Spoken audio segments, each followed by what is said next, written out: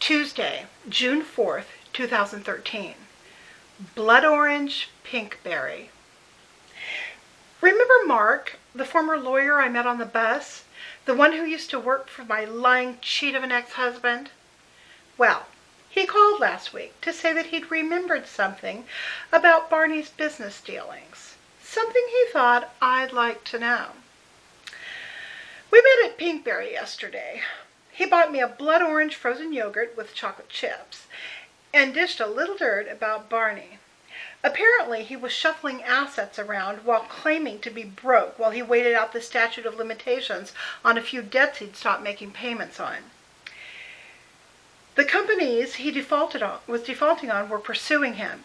They even started judgment proceedings, but he slipped through their hands like a greased pig. Mark has a lot of paperwork and notes and stuff. I haven't really wrapped my mind around it yet, but I know there's something in there I can work with. Mark and I talked about how our lives have changed in the past year or two.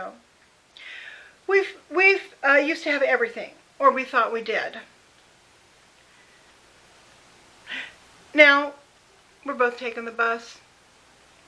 I asked him about the transvestite thing. He said that it started when he was working as a lawyer. His job was seriously stressful, and sometimes at work he'd have these panic attacks, which he had to try and hide from everybody. He'd always been fascinated by women's underwear and had a few pairs of satin panties hidden in his drawers at home.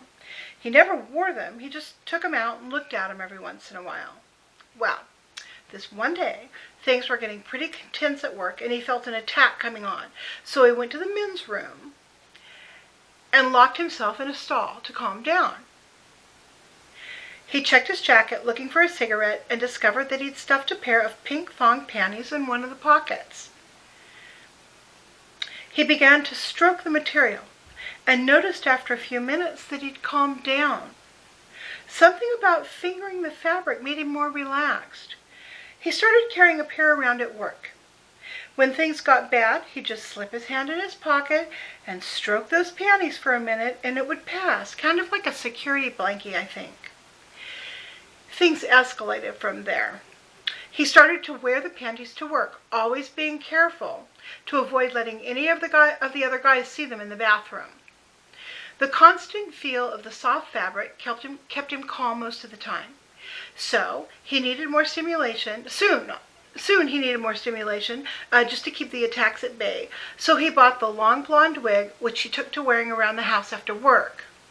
He'd sit at the computer and stroke the long nylon hair while wriggling around in the panties. It was a short leap from there to wearing the stuff out in public occasionally. Anyway, it was interesting to hear him tell it. What a bunch of weirdos we all are, as humans. I have no tips or recipes tonight, just a splitting headache and a slightly peeling face.